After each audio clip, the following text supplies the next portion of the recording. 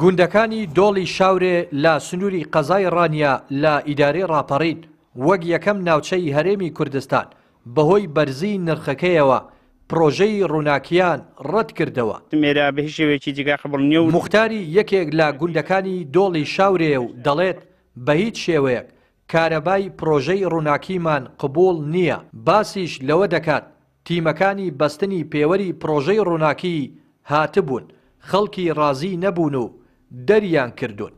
وەمە وەکو دۆڵی شاورێ بە هیچ شێوەیەک ڕازی نینە، پێڕازی نەبە و پێوەرە پێڕازی نەبە و خزمە گوزاری کە بە دۆڵی شاوریاندانەیە بەڕاستی جێگای قبول نییە. ئەوە لە دوێنەوە سێ چوار کۆبوونەوەمان کردووە هێڵی سوورە لە بە دۆڵی شاورێ کارەبای 24 ساعتی بێتێرانە. بەڕاستی ئەو کارەبا نییە، ئەوە خەڵک بڕانەوەیە، ئەوە خەڵک ئەوە چەتەیە، ئەوە دزیە کاکی خۆم.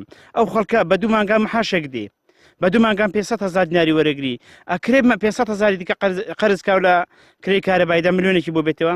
بەڵێ دوێنێ هاتن ئێمە لە ئاسایش و لە نەعیە لە کۆبوونەوەدا بووین، تەلەفۆنیان کرد وتیان جەماعەتی ئەو پێوەرێ هاتینا بیبەستن. منیش ئێستا لە کۆبوونەوەکە هەستام لەسەر ڕێی برادەران هاتم بە دوایان داهاتم و تەبلیغم کردن، گوتم ئێرە بە هیچ شێوەیەکی جێگا قبوڵ نییە و لێژ ناگەڕین پێوەرەکەی بەستن و ناردنمەوە نمێشت خۆشبەختانە نمێشت پێوەرەکەی بەستن. ئەتممانگی 300,000 دیارم بۆ بێتەوە دیارێکی مەعاش نەبی پارەکەی بەچ بدەم. ئەگەر موچەکە یاسا بۆتە مانگانە بۆتە 40 ڕۆژ 50 ڕۆژ بە 50 ڕۆژ موچەکی دەدرێ. دەناخۆگەرێکی ژیانی خەڵکی بتوانین دەگەڵ ژیانی خەڵکی بگونجێ کارەوەک سعرێکی گونجایی بۆ دام بدرێ بتوانین خەڵک پارەکەی بدات کێشە بۆ حکومەتی دروست نابێت بۆ خەڵکی دروست نابێت. وەک یەکەم ڕاگەیاندن تیمی پەیام سەردانی بەشێک لە گوندەکانی دۆڵی شاورێمان کرد. زۆربەی هاوڵاتیان کارەبای پرۆژەی ڕووناکی ڕەت دەکەنەوە. پێیان وایە نرخی کارەباکە زۆر بەرزە و بارگرانی زیاتر دەخاتە سەرشانی گوندنشینان. نەوەڵا قوڵمان نییە ئەوم پارەت پێترێ بە سێ مانگان زارێک مەحاشادرێت ئەو هەموو قەتاسوشتە هەیە ئەتی خەڵکشت بەچێ ئاودا.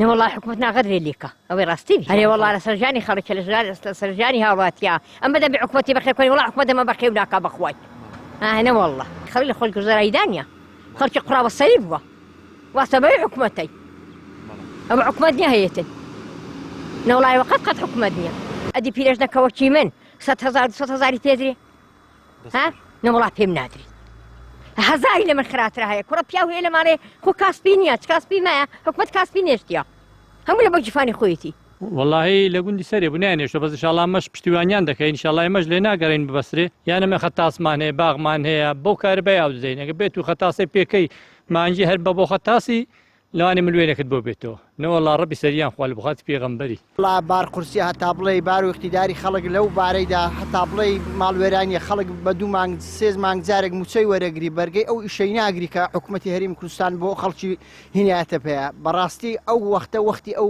پرۆژەی ڕووناکی نییە لە دۆڵی شاورێ.